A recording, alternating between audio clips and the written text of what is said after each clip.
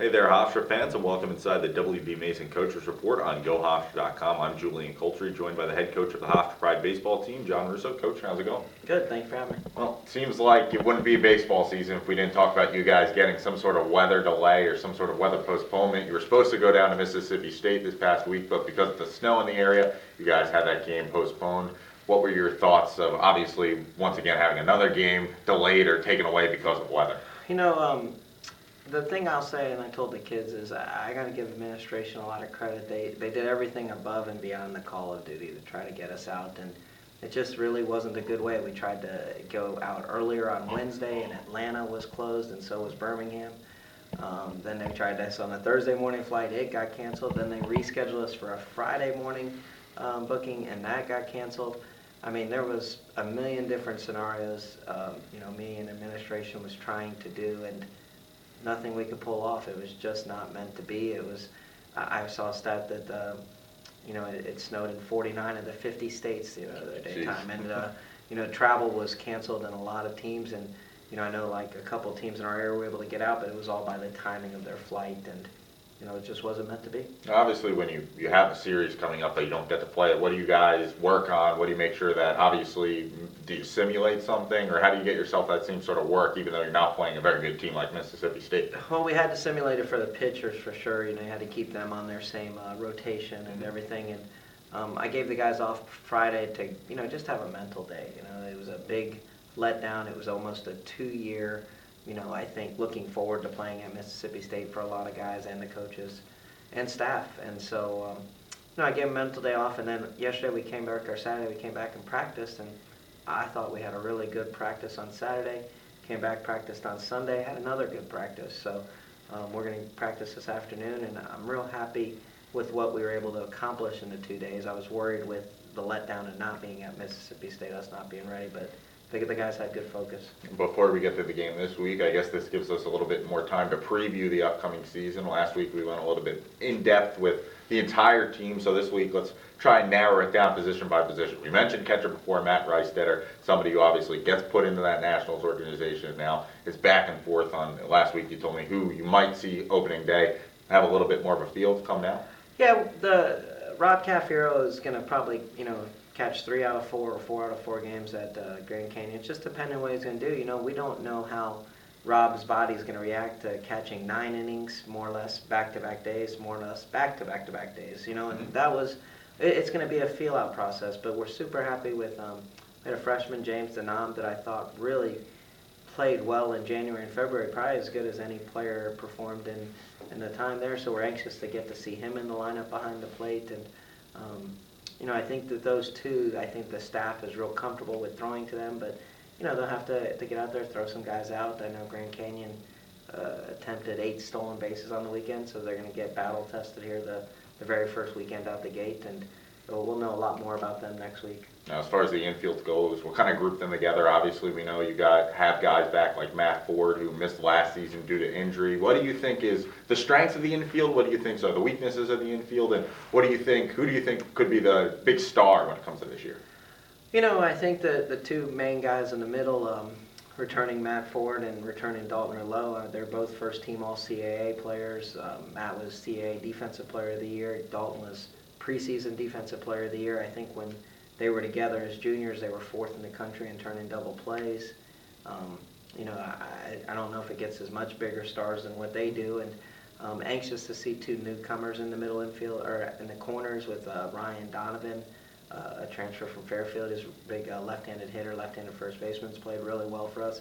Got a freshman starting at third base, and David Lederman, who'll get his first college start this weekend. Got another freshman who's going to play on the weekend, Brad Witowski, that we're anxious to really steal. And then we have another infielder, Michael Friel, who's a transfer from UConn, who's got a lot of playing time for them.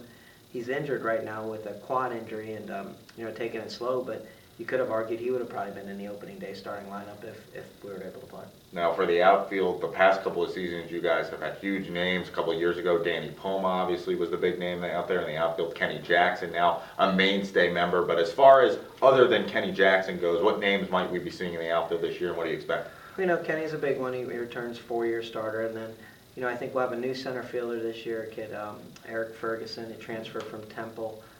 be a top of the order type guy. He transferred from an Arizona junior college where he led the state of Arizona in stolen bases, so he fits right into our system.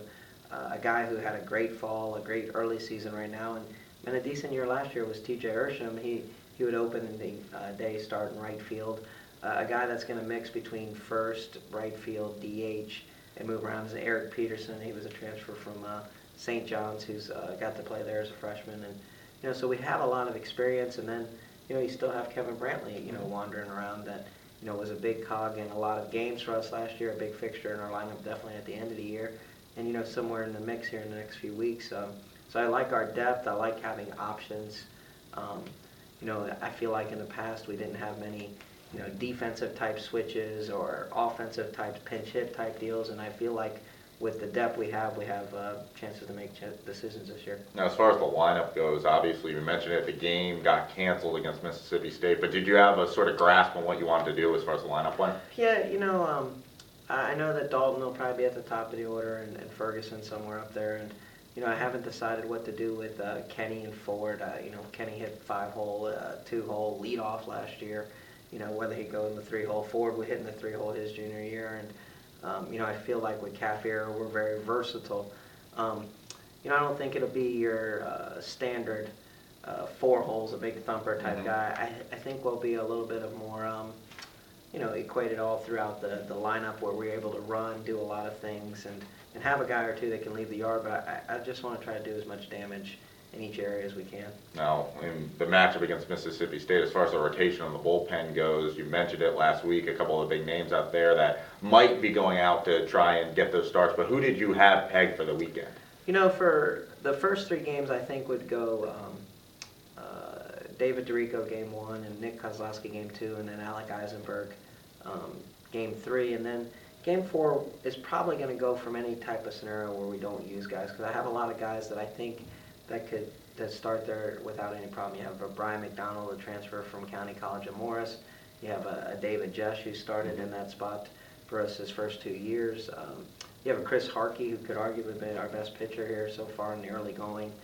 Graham Tebbett, who's able to hold it down. So there's a lot of options, but I don't want to limit myself on that game 4 game if I need a guy to win in the first 3 games. So, all those guys are able to throw relief. They're able to start if we need to. So I'm comfortable with them in any scenario. And then, we still got, Brett Schreiber and John Schilt out of the bullpen that we're real comfortable with. So we have a lot of options.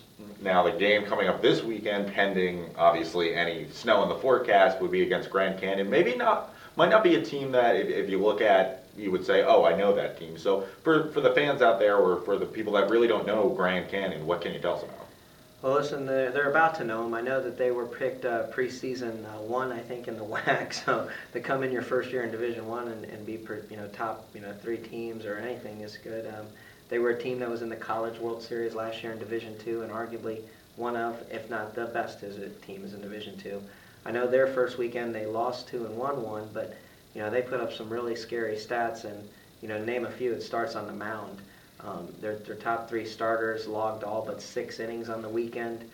2 of their guys put up double-digit strikeouts, which I told our guys to do double-digit strikeouts in Division I baseball is you have to have good stuff, and you got to be a really good pitcher. And they on the weekend they had 26 strikeouts, 2 walks. They threw up a 1.18 DRA or something great like that. So.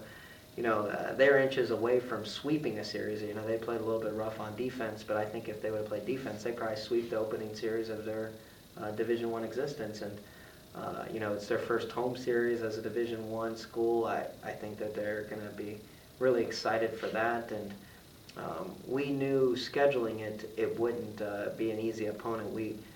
Coach Haynes and I, being Division II backgrounds, we knew all about Grand Canyon, but now they're transitioning to Division I. I think they started it a few years out, so their offense is really young, but they were all in the World Series last year. Their pitching all returned from last year. I think that they're going to be a really tough opponent. But the good thing is whether there's 80 degrees, it should be 40s here and no snow to leave out on Thursday. So at least looking forward, we know we'll play somebody hopefully this weekend, God willing. Well, finally, Coach, the big thing, obviously, without having a game this week means that you don't have that first set of contests under your belt. So with this being your first weekend of actual gameplay, what are you looking forward most to seeing?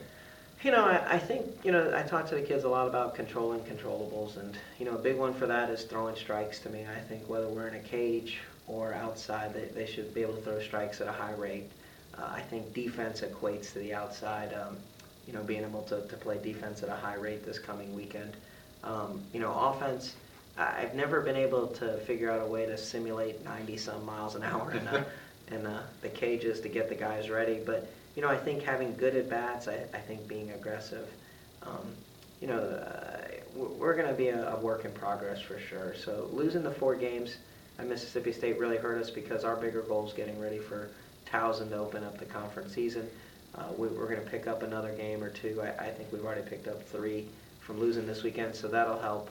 But, just getting experience. I want them to have fun. I want them to try to do stuff. I want them to put stuff right in play as quickly as we can, so if we get used to making mistakes at Grand Canyon, maybe they don't happen at Towson. Coach, Russo, Thank you very thanks for much. the time as always. Hofstra fans, remember you can tune into the WB Mason Coaches Report each and every week right here on GoHofstra.com.